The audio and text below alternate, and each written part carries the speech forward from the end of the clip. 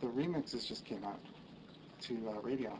Oh, really? Yeah. Is it any good? I haven't heard them yet. I didn't want it to be remixed, to be honest with you. I'm never a big fan of the poof, puff, poof, poof. I think you make a song the way you wanted to make it, and if it works better for radio. Actually, I've got a song coming out in a couple weeks called Hollywood. That should be a nice single for me, too. The original stuff that you write becomes huge for you, you know, the original songs on all the albums. Will you keep putting the standards on the albums as well, or will it be all of that? No, kind of thing? I'll always put standards on the records. I mean, that's part of who I am, and I've always tried to sort of show, how are you, by the way?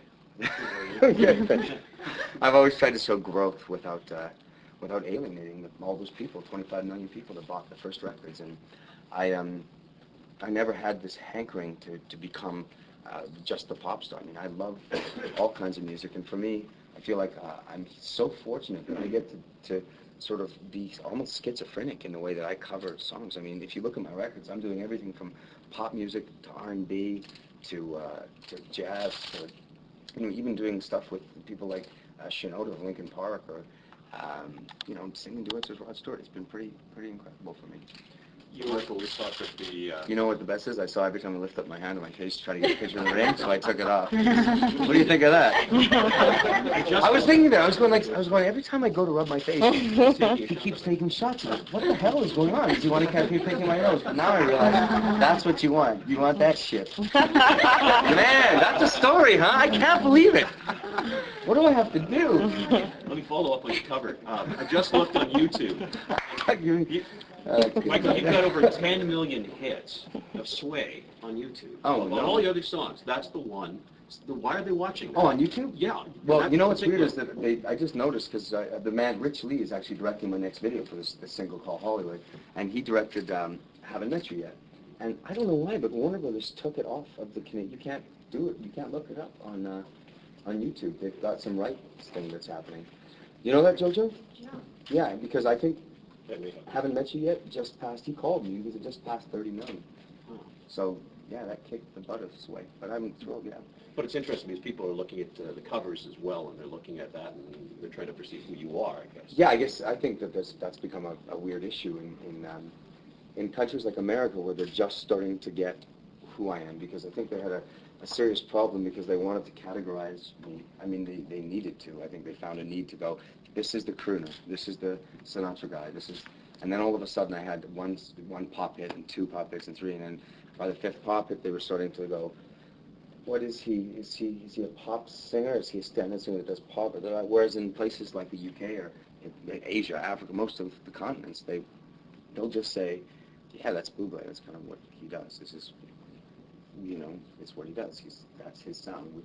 There's still not there's not really a category. It's hard to say who I am, but I'd like to think I defy all genres. Well, being undefined, is that okay? Because maybe you could lead into movie business and other things. Yeah, it's working so far, and like I said, it allows me to go and to mess around and do all these different styles, and to be able to get away with doing things where, you know, on the same record that I'm doing "You're Nobody Till Somebody Loves You," that I'm doing the Eagles' "Heartache Tonight," or on the same record that I'm doing a song like Stardust, I'm getting to work with Ron Sexsmith in one of his pop songs, or I'm getting to work with somebody like Sharon Jones from the Dap Kings, who's this, you know, incredibly talented and charismatic singer.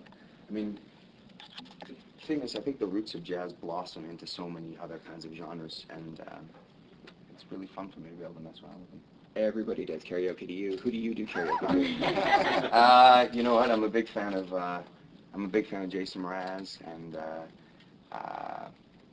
God, anything like Guns N' Roses. I know that sounds weird, doesn't it? I want to hear you do a bar of Guns N' Roses. I'm not doing it, man. Come to karaoke with me. You know? But on our bus, we have like dance parties and stuff where we all, you know, it's great. My life is so good.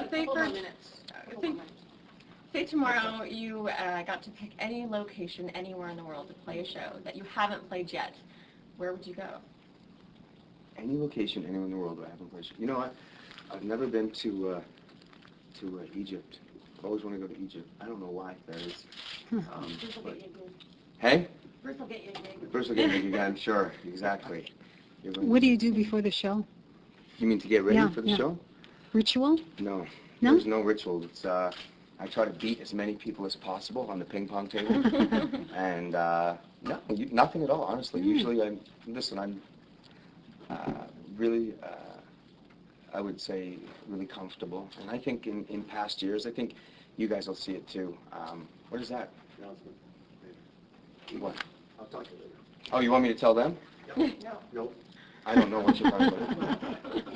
Anyway, I think that in years past, I think that if you guys have come and seen shows, or that you might have seen a guy who was, I don't know, sometimes hiding a little bit behind insecurity, or sometimes I cared too much about what people thought. And I wanted to be maybe more charming or funny, or I was hiding a little bit sometimes behind humor or other things, so that so that people would like me more. And I think that I've just gotten a little bit older and a little more mature, and I've become more confident in myself and the music, and it allows me to just be myself and to not worry so much and not to have to hide behind anything. And on stage now, I I guess it was part of the learning process. I've learned to really appreciate the moment that I'm in, and I think because I have a sincere gratitude and contending with what I'm doing, that it really shows. And I think that it changes everything from the audience take on what I'm doing, even to critics. I mean, it's been a different couple years for all of that. And I know it sounds funny, but it seems to just get easier.